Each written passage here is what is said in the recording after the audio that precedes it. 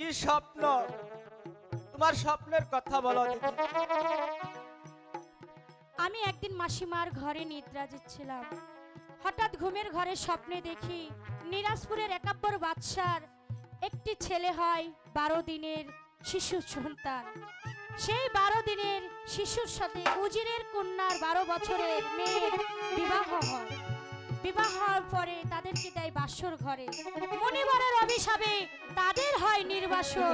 আমার মন বলছে দাদা, মাসিমা তোমাকে কুড়িয়ে পেয়েছে, তুমি মাসিমার কাছেই কথাটা শোনো। কি বলছো দিদি? তারপর আর কি হলো দিদি? ওই যে বললাম, বনের মাঝে এসে মেয়েটিকে রেখে ছেলেটি কোথায় যেন হারিয়ে গেল। সেই ছেলেটি হয়তো তুমি, মাসিমা তোমাকে কুড়িয়ে পেয়েছে। কি বললে দিদি? ওই মাসিমা আমাকে কুড়িয়ে পেয়েছে?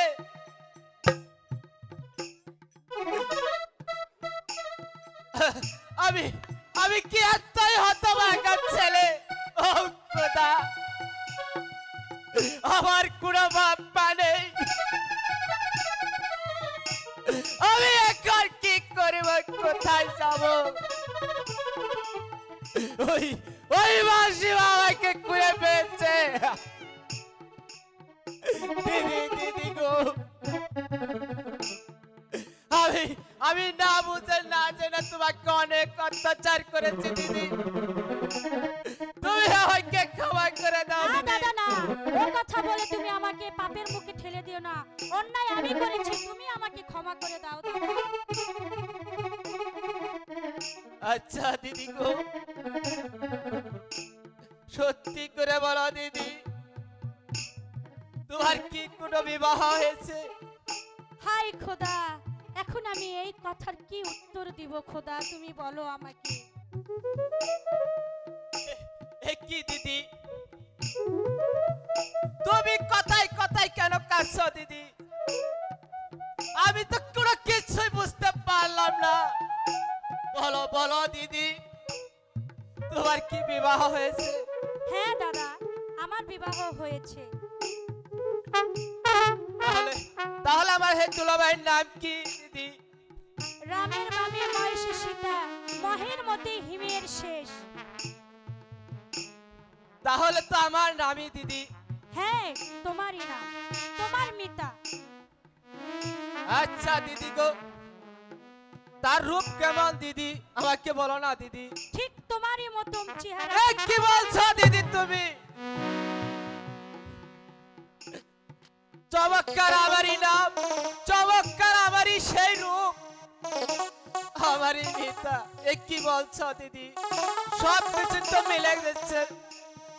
তাহলে তাহলে তুমি বলো আমার দুলাভাই কোথায় থাকে? আমি তা জানি। আমি আমি আমার দুলাভাইকে দেখবো। আর তুমি যদি কোনো ঠিকানা থাকতে তাহলে আমাকে দিয়ে দাও, আমি তাকে ধরে আনবো দিদি। ও খোদা, এখনো তো বাগানে ফুল ফোটেনি। ফুল যদি ফুটতো এইভাবে আমার ভ্রমর উড়ে যেতে পারতো না। আচ্ছা দাদা, শোনো। বলো তো দাদা, তুমি তোমার দুলাভাইকে আনতে যাবে? হ্যাঁ, আমি যাব। যাবে, ঠিক আছে। কিন্তু বলো তো দাদা, এই নিশীথে আজ তুমি আমার কাছে কি চাও?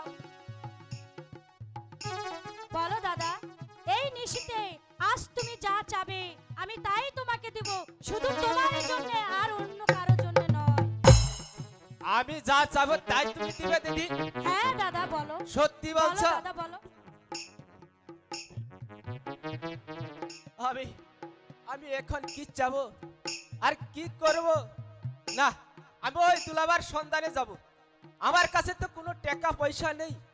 যাক, আমি আমার দিদির কাছে আমি টাকা চাবো। দিদি দিদি গো, তুমি আমাকে 10টি টাকা দাও দিদি, আমি দুলাভার খুঁজে চলে যাব। হাই খোদা, এখনো বাগানে ফুল ফোটেনি। যদি ফুল ফুটতো এমনি করে আমার ভ্রমর উড়ে যেতে পারতো না। কি দিদি, আর আমি টাকা চাইলাম আর তুমি ওদিক ঘুরে খাড়ে রইলে, আমাকে টাকা দিবে না? তোমার চোখের জল যখন পড়ছে অদরে দেখতে পাচ্ছি আমি, আচ্ছা তোমার কাছে টাকাও আমি নিব না, আমি দুলাভাইকে আমি আর আনতে যাব না দিদি। আমি আমি ওই মাসিমার কাছে চলে যাব দিদি। শ্যাম তুমি লীলা বোঝা মন